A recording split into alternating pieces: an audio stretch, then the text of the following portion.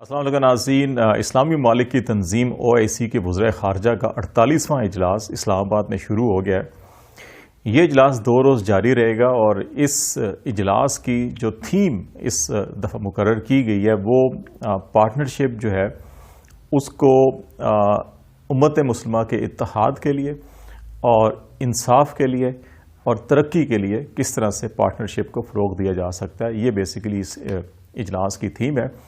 اور اس میں نہ صرف 57 جو اسلامی ممالک ہیں ان کے وزرائے خارجہ شریک ہیں، اس کے ساتھ ساتھ یونائٹڈ نیشن کے سیکرٹری جنرل کا ویڈیو پیغام بھی اس میں شامل کیا گیا۔ یونائٹڈ نیشن کے، یورپی یونین کے اور دیگر جو بڑے ممالک ہیں ان کے نمائندے بھی اس اجلاس میں بطور آبزرور شرکت کر رہے ہیں۔ اور سب سے اہم بات جو ہے کہ چین کے وزیر خارجہ کو بھی پاکستان کی خصوصی دعوت پہ اس اجلاس میں شرکت کی اجازت دی گئی ہے اور وہ بطور مہمان خصوصی اوپننگ سیشن میں شریک ہوئے اور انہوں نے تمام اسلامی ممالک کے وزرائے خارجہ سے خطاب بھی کیا۔ اوپننگ سیشن میں پرائم منسٹر عمران خان بھی موجود تھے جنہوں نے بڑا تفصیلی خطاب کیا اور اس میں جتنے بھی چیلنجز درپیش ہیں اس وقت امت مسلمہ کو، بالخصوص فلسطین کا اور کشمیر کا، افغانستان کا، انہوں نے تذکرہ کیا۔ اس حوالے سے ہم ایک چیز جو ہے کہ ہمارے نیشنل جتنے بھی ڈیز ہوتے ہیں، 23 مارچ ہو، یوم آزادی ہو، قائد اعظم ڈے ہو، یوم دفاع ہو، ہم نے یہ دیکھا کہ گزشتہ چند سالوں سے پاکستان میں قومی تہوار کے اوپر کوئی نہ کوئی ایسا واقعہ ضرور ہوتا ہے جس کی وجہ سے جو ہماری خوشیاں ہیں یا یونٹی کی جو علامتیں ہیں وہ مان پڑ جاتی ہیں۔ تو اس بار بھی OIC کانفرنس کے موقع پہ اور یوم پاکستان کے موقع پہ دشمن کی طرف سے یا ایسے عناصر جو پاکستان میں ایسے تہواروں کو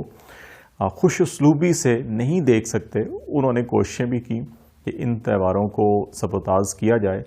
لیکن وہ تمام کوششیں بھی رائے گاہ گئی اور ناکام ہوئیں۔ اور پاکستان میں یہ اتنا بڑا ایونٹ جس میں پوری دنیا کی نظریں یہاں پہ اس لیے بھی لگی ہوئی ہیں کہ ایک تو یہ اسلامی ممالک کے تمام وزرائے خارجہ اکٹھے ہیں اور دوسرا چین کے وزیر خارجہ بطور خاص اس میں شریک ہیں اور وہ کیا حکمت عملی بنائی جاتی ہے۔ اور بالخصوص یوکرین اور روس کے تنازع میں پرائم منسٹر عمران خان نے بھی خطاب کرتے ہوئے کہا کہ ہمیں کسی بلاک کا حصہ بننے کی بجائے اسلامی ممالک کو خود اپنی طاقت کا اندازہ کرتے ہوئے کہ ہم 1.5 ارب سے زیادہ مسلم آبادی جو ہے دنیا میں مقیم ہے اور 57 ممالک ہیں ہم، اور ہماری طاقت جو ہے اس کا ہمیں خود اس پر یقین اور اعتبار اور اعتماد کرتے ہوئے ہمیں خود اپنا بلاک بنانا چاہیے اور اس تنازع میں بھی ہمیں کس طرح سے پرامن حل اس کا نکالا جا سکتا ہے کردار ادا کرنا چاہیے۔ اور اس سلسلے میں انہوں نے چین کے وزیر خارجہ کو بھی مخاطب کرتے ہوئے کہا کہ وہ بھی اس سلسلے میں اپنا کردار ادا کریں اور OIC کے رکن ممالک اور چین مل کر جو ہے کہ اس میں اپنا کردار ادا کرے۔ تو اس ساری سچویشن کے حوالے سے 2-3 بڑے اہم نکات ہیں۔ ایک تو یہ کہ جو اس موقع کو 23 مارچ کی پریڈ ہو یا OIC کی یہ جو سربراہ وزرائے خارجہ کی کانفرنس ہے، اس کو ناکام کرنے کے لیے کیا کوششیں کی گئیں اور وہ کیسے ناکام ہوئی، ایک تو ذرا اس پہ ہم بات چیت کریں گے۔ اور دوسرا جو پہلے دن کی OIC کانفرنس کی جو کارروائی ہوئی ہے اور اس میں جن نکات کو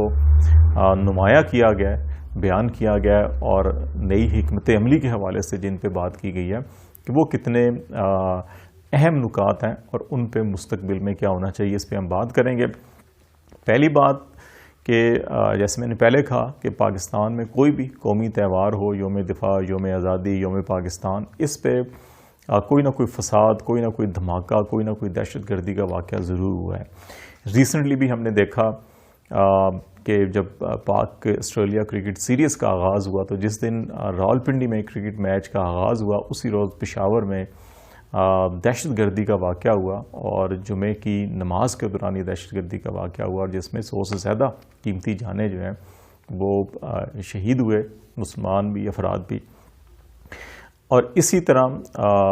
بدقسمتی سے کہ ہمیں سیاست ہماری اپنی جگہ، ہماری سیاسی افیلیشن اپنی جگہ، سیاسی نظریات سارے اپنی جگہ،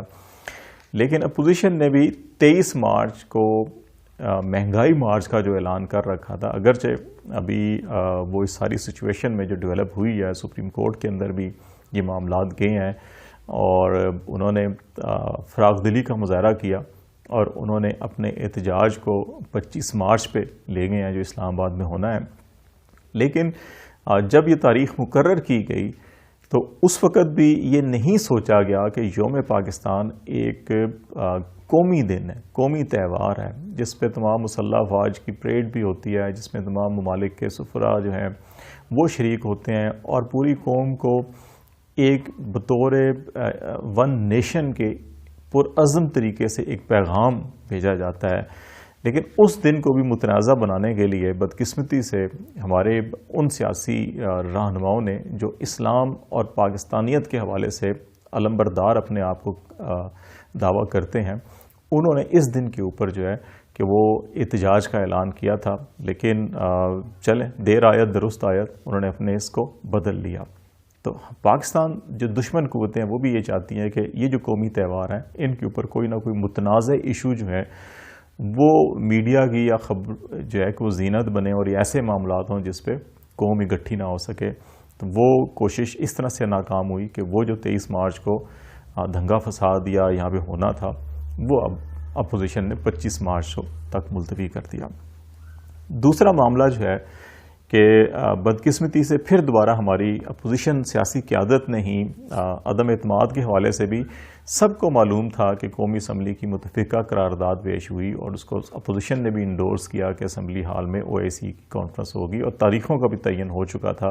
لیکن اس کے باوجود ٹائمنگ ایسی طے کی گئی اپوزیشن نے کہ 8 مارچ کو سبمٹ کی نیشنل اسمبلی میں عدم اعتماد کی قرارداد کے حوالے سے جو ریکویسٹ ہوتی ہے وہ، اور پھر وہ دن آ کے یہی بن رہے تھے کہ جب OIC کے وزرائے خارجہ یہاں پہ اکٹھے ہو رہے ہوں اور پھر ہماری تینوں سیاسی شخصیات نے برملا میڈیا پر کھڑے ہو کر کہا کہ ہم یہ اجلاس نہیں ہونے دیں گے. لیکن بہت سی ایسی طاقتیں ہیں پاکستان میں ابھی بھی جو اس قسم کی سوچ کو کچلنے کے لیے ان کی ایک ٹیلی فون کال ہی کافی ہوتی ہے اور وہ ایسا ہی ہوا اور اس کے بعد آدھے گھنٹے کے اندر اندر پھر انہوں نے وزارتی بیان بھی جاری کر دیا اور ابھی ویلکمز بھی کر رہے ہیں. تو پاکستان دشمن قوتیں جو ہیں کہ وہ ایسے موقعوں کے اوپر جہاں پہ ہم کہتے ہیں کہ ڈسپیوٹ کریٹ کرنا چاہتی ہیں تو ہماری پولیٹیکل لیڈرشپ نے بھی تحریک عدم اعتماد کی آڑ میں یہ ڈسپیوٹ کریٹ کرنے کی کوشش کی، لیکن وہ چال بھی جو ہے وہ ناکام ہوگی. اب پولیٹیکل لیڈرشپ ہماری نہ جانے انجانے میں ہی ایسا کر رہی ہے یا کیسا کیوں ایسا ہو رہا ہے، لیکن بدقسمتی سے ایسا ہونا نہیں چاہیے تھا. تو یہ اچھی بات یہ ہے کہ اس میں تمام وزرائے خارجہ، چین کے وزیر خارجہ بھی شریک ہیں اور اس میں ایک جو یونٹی کا، جو جسٹس کا اور ڈیولپمنٹ کا میسیج اور اس کے لیے لائے عمل تیار ہونا ہے اس پہ بات چیت کی جا رہی ہے. اور جو ابتدائی سیشن، جو پہلے دن کا سیشن ہوا جس میں جو گفتگو ہوئی OIC کے سیکرٹری جنرل کی جانب سے، مختلف ممالک کے وزرائے خارجہ کی جانب سے، چین کے وزیر خارجہ کی جانب سے بھی اور پاکستان کے پرائم منسٹر نے بھی، اس میں کشمیر کے ایشو کو، فلسطین کے ایشو کو انٹرنیشنل جو قراردادیں ہیں، UN کی جو قراردادیں ہیں ان کے مطابق حل کرنے پر زور دیا گیا. پھر خاص طور کے اوپر اس وقت جو امت مسلمہ کے اندر جو ہمارے آپس کے جو معاملات ہیں اس پر بھی فوکس کیا گیا کہ ان کو کس طرح سے کم کیا جا سکتا ہے. اور پھر سب سے بڑی بات کہ جہاں دنیا مختلف بلاکس میں تقسیم ہو رہی ہے، جیسے میں سٹارٹ میں بھی کہا یوکرین کے حوالے سے یا رشیا کے حوالے سے بھی، تو وہاں پر ابھی یہ میسیج چھوڑا گیا ہے اور یہ ایک گائیڈنگ لائن چھوڑی گئی ہے کہ ہمیں اپنی قوت طاقت کا، اپنی معاشی طاقت کا، اپنی افرادی طاقت کا اور اپنے اس بلاک کی طاقت کا جو ہے کہ دنیا میں کئی اس سے چھوٹے بلاک ہیں، اس میں بہت کم ممالک ہیں لیکن وہ بڑے ایکٹیو ہیں، بڑے مؤثر ہیں، بڑے فعال ہیں. تو OIC کو بھی فعال بنایا جائے اور اس کو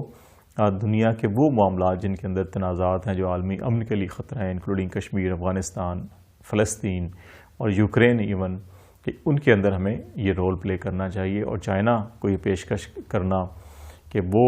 اس میں معاونت کریں، یقیناً بہت سے ایسے ممالک کے لیے خطرے کی گھنٹی بھی ہوگا، لیکن جہاں پہ عالمی امن کی بات ہو اس کے اندر ہمیں، میرا خیال ہے کہ تمام جتنے بھی بڑی طاقتیں ہیں ان کو سپورٹ کرنا چاہیے. اور رائٹلی پرائم منسٹر نے یہ کہا کہ ہم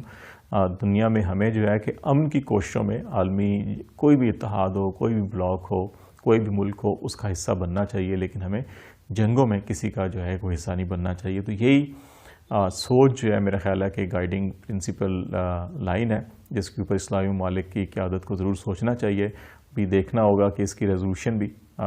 جب یہ اجلاس کمپلیٹ ہوگا تو پھر ایک سٹیٹمنٹ اور اس میں قراردادیں بھی ایجنڈے کے اوپر بے شمار کہ وہ بھی زیر غور آئیں گی. تو یہ قراردادوں سے نکل کر میرا خیال ہے اب OIC کو کچھ عملی سٹیپس بھی کرنے ہوں گے تاکہ اپنے اس وجود کی فعالیت کو اور اس کی انفرادیت کو اور اس کو مؤثر بنانے کے حوالے سے اس کو ثابت کیا جا سکے.